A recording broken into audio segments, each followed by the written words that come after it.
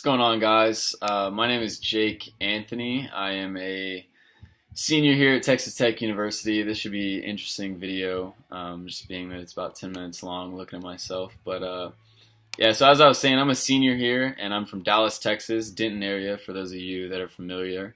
Went to Lake Dallas High School, graduated back in 2014. Kind of a little bit about me. Whenever I was thinking about going to college and things like that, I was pretty dead set on coming to Texas Tech. My brother, he had gone here. My family's kind of gone here. So I was familiar with the area of Lubbock, and it kind of just felt like home as soon as I got started, coming out here visiting around senior year. And then the rest is history. So I've been here all 4 years. I'm wrapping up my senior year right now. So I'll be graduating in May, kind of focusing on marketing. Something I've always been interested in. I've always felt like I can communicate really well, but I knew that I was more inclined to want to be a part of like different areas of study and things like that. So I didn't want to just go with the general Rawls marketing degree or general business or business management, any of those things, which nothing wrong with that. But I chose to go into my freshman year as a university studies major. So a little bit of advice from my brother. He kind of told me the university studies. He told me about the program. And I ended up choosing general business, media strategies, and organizational leadership. Those are my three disciplines, and I've kind of stuck with those my entire college career. I had at one point electronic media and communication, but that was probably about a semester into my freshman year. And I realized that was more the photography side from what I understood, maybe not. So I decided to switch over to media strategies and focus kind of on media. I like the advertising idea of things. I like PR, all those kind of overhead marketing things, which kind of goes hand in hand with why I tell people, oh, I'm a marketing, degree or something like that. I like general business because I feel like everyone needs a little bit of business knowledge. And organizational leadership was kind of something that I still wouldn't say I'm too sold on, but I chose organizational leadership just because it had a little bit of a management factor to things. And I really like the idea of that because I know at one point, once I get out of college, even if I don't know what I want to do, which I kind of got a feeling for at this point, I knew that I would want to get in some management role or some elevated role where I can kind of oversee things, not necessarily always even people, but if that's the case, hopefully lead them the right way and be more of a leader than a manager and things like that. So yeah, as I said, from Dallas, Texas, moved out here. I grew up kind of working since I was 16 and worked in movie theaters, Payway, McAllister's, things like that, which kind of led me into the marketing field later on as I started exploring. I asked a couple guys for some just sit-down coffee meetings, meeting with them. And I landed an internship this past summer for 214 Interactive. It's a digital marketing company. And I interned with them all summer, and it's been going pretty strong since, May until now. So it turned over to a job, and then I think that's kind of the plan after I graduate is to go work with them or some other kind of marketing company. But really enough about me. I want to kind of talk about this paper. Reason I give you a little bit of background as we were instructed to is just for the fact that a lot of the things in my three disciplines are very applicable to my life. I know a lot of people take, engineering. They don't even care about engineering. They just know it has good money or whatever it might be. Like I said, nothing wrong with that. But the general business, media strategies, and organizational leadership worked out real well for me because I knew that it would go into marketing, and then actually it turned into this paper. So my paper isn't necessarily about marketing. The title of it is called "The Role of Public Opinion in the Media." And it kind of takes a look. I'll go to my abstract, and you can see it in the bio of this video on YouTube. Interesting. My abstract reads: Public opinion and the idea of diversity is one of the cornerstones of our nation, and as a democracy is something we thrive on in order to be able to progress as time goes on. And it mentions kind of how we were founded, and the whole idea of us being founded was to escape oppression. It was religious and political freedom from all these different countries across the world. So it kind of takes a look at that and how that's kind of evolved over time, especially with technology and things like that. It's pretty interesting to see how things have changed. We kind of escaped political oppression and religious oppression and things like that, only to now with all this technology and social media, almost seems like people are being oppressed again. I'm sure many of you can agree. I don't want to put my own biases on this, so this paper does its best job to kind of look at both sides of things. But it looks at oppression and how we feel censorship is changing in the media, news validity, things like that, if I said that right, and just overall aspects of how the media is affected by our voice and things like that. So without further ado, some of the different disciplines this looks at is political science, psychology, media strategies, as we mentioned, and a couple of other different things, like overall, things like Twitter or Instagram, those are businesses. So it kind of takes a look at that as well.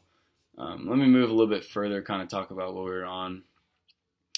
On the introduction, I mentioned a democracy is defined by Webster's dictionary as a government in which the supreme power is vested in the people and exercised by them directly or indirectly through a system of representation, usually involving periodically held free elections. So that sounds exactly like what our government is run by.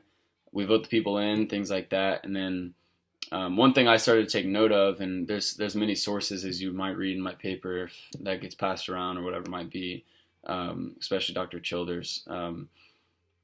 It kind of seems as though we're losing, we put someone into the system, and it's almost like I feel at least that we kind of lose our voice from what we voted them for. We vote them in and then they do something completely different or something like that. So that kind of reflects directly with our national voting percentages. I was looking at a study in 2011. It's one of my sources. Don't have the name directly, but it shows the United States has the lowest voting percentages in all countries across the world that are held democracies and things like that. So ours is below 50%, meaning less than half the people in the entire world, I'm assuming that that's of voting age, don't vote or have to vote or whatever it might be, whichever way you want to look at it. You've heard different arguments. One main one that I always think of is like, I feel sometimes my voice isn't heard, or I know a lot of other people do. And like I said, I don't want to keep my bias into this, but some people don't vote because they don't think their voice is going to be heard. And it's not going to benefit anything at all. So this paper kind of takes a look into the controversial topics that have been occurring recently. One notable thing is like the Colin Kaepernick situation of the 49ers, where he's formerly on the team. And kind of how that aspect is blown up, especially on Twitter. You even have, our president of the United States tweeting about it. Which it's great to see patriotism and things like that on both sides of the party, whether it's the president tweeting or Kaepernick kneeling for his own justices. But we need to think about the platform that it's being held on. Is Twitter the right place to be and things like that? So kind of moving on from there, let's see where I was at. When we think of Kaepernick, like I said, and I just mentioned it, it's not really even the message that it's about. A lot of people would argue that it's not really about the kneeling, and it's just the platform. Why don't you use a different platform to do it, like hold an event or something like that, instead of distracting from the national anthem, where he feels that is the best platform because there's so many eyes on him at that very moment. With however many thousands of people in the stadium and then the millions watching on TV, that there's really no better way. And he arguably is right that that's probably the most eyes you're going to get, and it's blown up since then. I think I wrote about this, obviously a couple months ago, whenever we started working on this paper. And even since then, just yesterday, Colin Kaepernick was voted as one of the citizens of the year in some organization, and just for his patriotism and the way he stands up for justices and things like that. And kind of based off of that, I dove further into the paper and looked at some aspects about like news and, how do we look at news? A lot of times I've noticed that people are jumping to conclusions with news, just headlines even, so you'll see a headline, it's, I don't have anything in particular, but it's just a few short words, 4 or 5 words, like this, and this.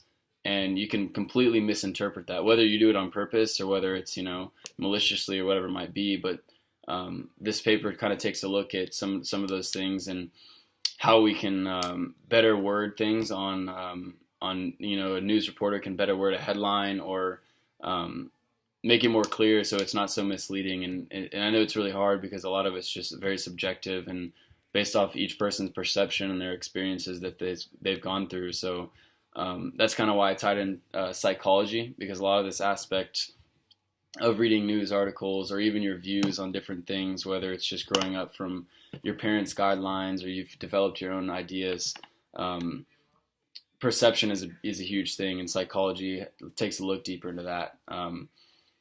So kind of moving on from there, I mentioned how there is great platforms. Like I mentioned earlier that President Trump was on Twitter, and he's been posting about some things with Colin Kaepernick and how everyone needs to stand for the anthem. That may be a good platform as well. I mean, social media that's the new word of mouth. I can speak for that truthfully just because I am involved in digital marketing, and we base our entire jobs and careers in that industry around online visibility and having certain organizations, local or even big time, be able to look at these things and have better online visibility. If you don't have good online visibility or a good platform that you're posting on, no one's going to see it. So luckily, social media, Twitter in particular, I talk about in this paper, is a huge platform for this to be able to share your words. But I think because it's such a new technology that we're kind of misled or even confused on anybody's political scale or religious scale or whatever it is, that we don't know if this should be something that we can just use quick, things that come from our mind and, don't even process what you're trying to say. Or like, and that's the goal of it. And we just want to, quick spurts to put out on social media, or if it's something that should be taken more seriously and kind of go through a process. So I mentioned in the paper that Twitter is a fantastic outlet for things like missing persons. Just for the sake, as many of you know, almost everybody that watches this knows what Twitter is and how it works. But if you don't, Twitter, you can retweet information. So if I said I have 1,000 followers and I tweeted something, chances are around 1,000 people that are active on Twitter are going to see that. If I have a friend that follows me or a follower of mine retweets it and they say I have 1,600 followers, you nearly have 1,600 users that have seen that tweet. Of course, that's based on impressions and things like that, and that's kind of the analytical side of things. But it's such a great platform to be able to share a lot of these things. So, a lot of this literature looks at media strategies from a marketing perspective, and it's how a message is delivered, not just what it says. So, like I said just now, social media, word of mouth. There's so many different opportunities to be able to share information, and we just need to make sure that our voice is being heard still, kind of going back to what we started talking about and the role of censorship on public opinion. Because people on Twitter nowadays, I mean, me included, are just posting things because if we feel we're not being heard, we're going to speak louder.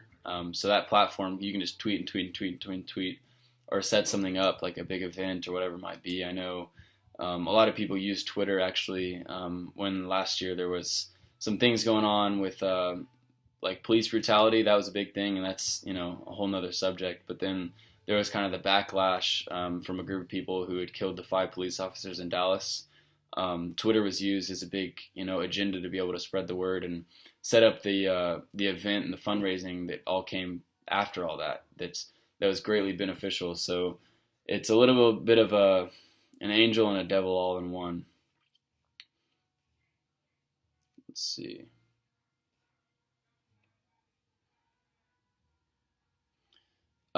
So one thing I mentioned later on in this paper, specifically in the literature review, is kind of on political science. The first step we want to take in developing change is, opinions being voiced. So Twitter, for example, I'll keep saying it because that was a big part of this paper. We can use that and any other social media platform or whatever it might be to voice our opinions, and especially if we voice it to the right people. So if you have continuous people voicing to someone that's verified, which is the check mark, and typically has some celebrity or political status or whatever it might be, they can carry it out as a formal request for change. And that kind of goes into how we vote as a democracy. So there's so many ties that go into this paper that I just thought was really interesting, whether it provided a lot of solution, because there's really no way to solve a complex problem like this or not. it was interesting just to be able to learn about a lot of these things, and glad I got to take a part of it. So a couple articles I found, one in particular was in China. Um, that China actually has internet police. So they censor and they delete things that don't align with the country's values. First off, I can't even imagine the chaos that would take place if they're censoring things, just based on political parties. Say a Republican's in office, like so right now. What if there's all these Democrats posting about things, and then the internet police in China would literally take that off the internet. So kind of another thing off of that is we just got to be thankful for some of the things that are going on, and that we still have opportunities to be able to share our voice. And it would be it would be way more chaotic, to put it simply, if we were censored in that way, because we feel like we're being censored already right now by the news, and they only put out what they want to put out, and we only read what we want to read, or listen to things we want to listen, selective attention, that whole thing in psychology. At least we can post things like this. So another thing and related to politics is kind of looking at the Fairness Doctrine in 1949. I know there's a lot of other doctrines and minor things that have changed since then, but the overall idea of the Fairness Doctrine was it was introduced as radio and TV as they had more demand. And it basically said that if there's one party or one group of people that have this view, then another group needs to have the same amount of allotted time on just the same platform with as many possibilities for impressions as the other person. So that to me was really huge, that we have an equal opportunity for the opposing party to present their views. Takes a look at that. A lot of this. Matter of fact, let me kind of keep reading. I don't want to lose my place. Almost done.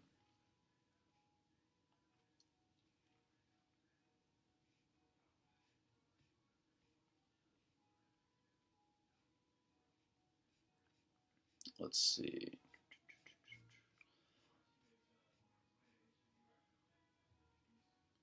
Later on in the paper, we want to start developing kind of the actual RepCo part of things, the interdisciplinary research process. So I mentioned Common Ground, and I'm sure many of you know what it is. Hopefully everyone does that's watching this or that will watch it. But Common Ground is the basis for collaborative communication and interdisciplinary integration. So with all those different things I've been mentioning, you can already see, and I've kind of been touching on it as we go on, but a lot of these things kind of go into hand in hand. So psychology, you want to look at the roles of how we post things on social media. Like if I feel I'm not being heard, I'm definitely going to post more, or whatever it might be. Or if it's something where it's like North Korea, for example, a lot of these guys, may have tried in the past to try and get their point across, but realize it's not gonna, not get any better. So some of the ways that I kind of overcame and developed Common Ground, overcame some of these issues with all the, the misalignments of disciplines and like social media with such a new technology and how we present things and a lot of these different ideas. I use the technique of extension. RepCo defines it as an interdisciplinary, in an interdisciplinary sense, refers to increasing the scope of something that we are talking about. So I wrote, for our complex issue at hand, political science foundation is to give what's best for the people, where media strategy's job is to present it. So I'm already using one of my main disciplines for my major of university studies. So political science, they want to give what's best for people. Media strategies wants to present it the right way. They both have faults along the way. But using extension, we can get their values on the same page to work cohesively and present accurate, unbiased material to the people in a timely, unrushed fashion. So something I hadn't mentioned before, which is indeed mentioned in my paper, a lot of the news, whenever it was kind of developing in newspapers and things like that, they only had such a time slot to where it had to be submitted by 5 or 6 at night to be able to go out in the papers the next day. Well, now because we have such of a you can reload your Twitter every second if you want to. A lot of these reporters, and now, times now, they just wanted to get the material out as fast as they could, as opposed to making sure it's accurate and then having valid information and presenting it the right way. So political science, like I said, they want to do what's best for the people. Media strategies wants to get it out there. Well, we need to take a step back with media strategies because of all this new technology and make sure that we're still getting it out the right way in a timely manner, instead of rushing it and just putting it out and it's wrong and then all these media people look bad. So I wrote later that we've created common ground just by increasing the scope and kind of getting on the same page with it all comes down to communication. That's kind of a big issue that's always been developed over time. Let's see. I'm kind of jumbling on at this point, but I want to make sure I get it all in there.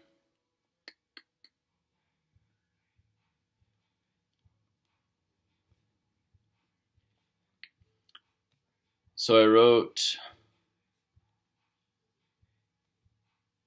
for people in the mass media, we need to continue to recognize and consider that we're literally releasing information to millions of people, or however many followers you have, or whatever it might be, that may not be right. So we need to keep that in mind and make sure that it's going to be accurate. And then the next thing I mentioned is it needs to be of real value. We've kind of, jumbled up our ideas of what's valuable in the public and not. People that shouldn't even be famous, and not to say that they're not valuable people, because I've actually watched a lot of the shows, but I think many people could agree that the Kardashians and people like that aren't necessarily real value, but it seems to be such a headline over a lot, that's on top of the news. And there's so many other things like little bombings in other countries that are so much more important in relation to the world and bettering the community and population. So we just need to make sure that we have our values lined up correctly, as well as giving the right information. So too little of information can be misleading or misinterpreted, but too much, I mentioned, and that's a big point of the paper, it can be overlooked, just too jumbled up. From a political science standpoint, we need to recognize that our audience doesn't necessarily always agree with us, and that's okay. But we need to make sure that the people on our side, we need to make sure that we're kind of following through with that. So it's going to take a big meeting or whatever it might be, but a lot of policies need to be put in place that a lot of these people, especially the media and politics combined, kind of come together and make sure that we're working cohesively to be a better population and better the world, because at times it feels pretty chaotic and it sucks, but thankfully we have people like us who are complex thinkers and think holistically to be able to give a more comprehensive, holistic understanding, as I've noted in RepCo many, many times I've read. Let's see, before we wrap up, I would say this paper should be able to present valuable information, skimming through the literature review to understand things like the agenda setting theory, and how the news can kind of decide not necessarily what to think, but it decides what to think about. That's kind of big. So some people use news and things as an escape, and some people use it as real valuable information. And the media needs to keep that in mind, or the employees of the media, that it needs to be noted as an opinion or noted as facts or whatever it is. So it's so much easier to read and not so jumbled. So I know that kind of ran on for a while, but hopefully you guys are wrapping up your nights as well, and I hope you enjoyed this presentation.